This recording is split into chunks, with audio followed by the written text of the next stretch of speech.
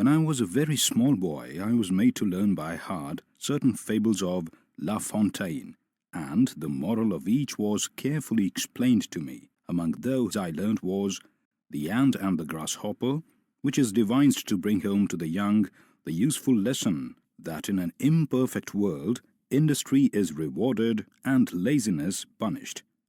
In this admirable fable, I apologize for telling something which everyone is politely but inexactly supposed to know.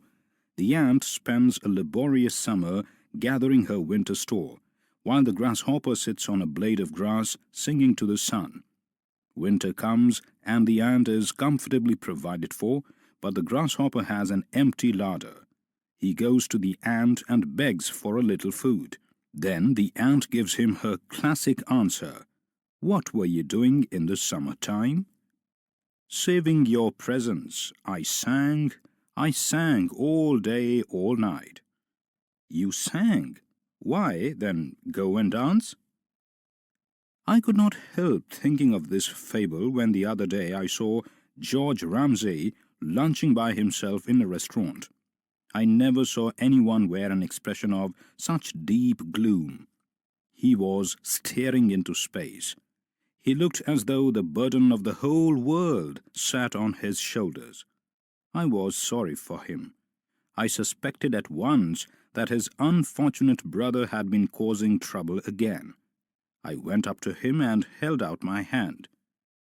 "How are you?" I asked. "I'm not in hilarious spirits," he answered. "Is it Tom again?" He sighed. "Yes, it's Tom again." "Why don't you chuck him? You've done everything in the world for him. You must know by now that he's quite hopeless." I suppose every family has a black sheep. Tom had been a sore trial to him for 20 years. He had begun life decently enough. He went into business, married, and had 2 children. The Ramsays were perfectly respectable people, and there was every reason to suppose that Tom Ramsay would have a useful and honorable career. But one day, without warning, he announced that he didn't like work and that he wasn't suited for marriage. He wanted to enjoy himself. He had a little money and he spent 2 happy years in the various capitals of Europe. Rumors of his doings reached his relations from time to time, and they were profoundly shocked. He certainly had a very good time. They shook their heads and asked what would happen when his money was spent. They soon found out he borrowed. He was charming and unscrupulous. I have never met anyone to whom it was difficult to refuse a loan. He made a steady income from his friends, and he made friends easily. But he always said that the money you spent on necessities was boring. The money that was amusing to spend was the money you spent on luxuries. For this, he depended on his brother George. He did not waste his charm on him. George was a serious man and insensible to such enticements. George was respectable. Once or twice he fell to Tom's promises of amendment and gave him considerable sums in order that he might make a fresh start. On these, Tom bought a motor car and some very nice jewelry.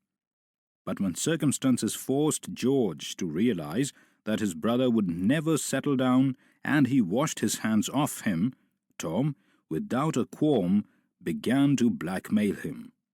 It was not very nice for a respectable lawyer to find his brother shaking cocktails behind the bar of his favorite restaurant, or to see him waiting on the box seat of a taxi outside his club. Tom said that to serve in a bar or to drive a taxi was a perfectly decent occupation. But if George could oblige him with a couple of £100, he didn't mind for the owner of the family giving it up. George paid. For 20 years, Tom raced and gambled, philandered with the prettiest girls, danced, ate in the most expensive restaurants, and dressed beautifully. Though he was 46, you would never have taken him for more than 35. He was the most amusing companion, and though you knew he was perfectly worthless, you could not but enjoy his society. He had high spirits, unfailing gaiety, and incredible charm. I never grudged the contributions he regularly levied on me for the necessities of his existence. I never lent him £50 without feeling that I was in his debt. You could not approve of him, but you could not help liking him. Poor George, only a year older than his scapegrace brother, looked 60. He had never taken more than a fortnight's holiday in a year for a quarter of a century. He was in his office every morning at 9:30 and never left it till 6. He was honest, industrious, and worthy. He had a good wife, to whom he had never been unfaithful, even in thought, and 4 daughters, to whom he was the best of fathers. He had a point of saving a third of his income, and his plan was to retire at 55 to a little house in the country, where he proposed to cultivate his garden and play golf. His life was blameless. He was glad that he was growing old because Tom was growing old too. He rubbed his hands and said, "It was all very well when Tom was young and good-looking, but he's only a year younger than I am. In 4 years he will be 50.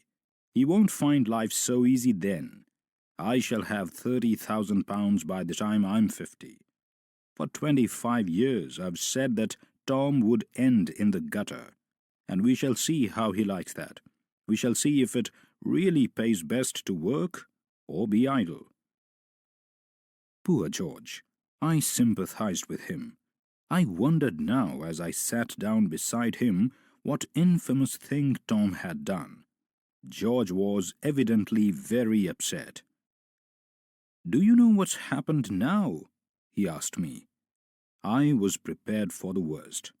I wondered if Tom had got into the hands of the police at last. George could hardly bring himself to speak. "You are not going to deny that all my life I have been hard-working, decent, respectable, and straightforward. After a life of industry and thrift, I can look forward to retiring on gilt-edged securities.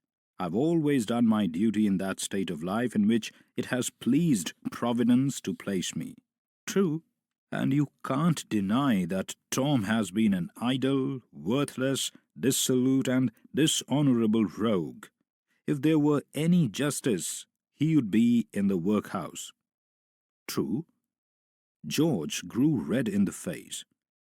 A few weeks ago he became engaged to a woman old enough to be his mother, and now she's died and left him everything she had.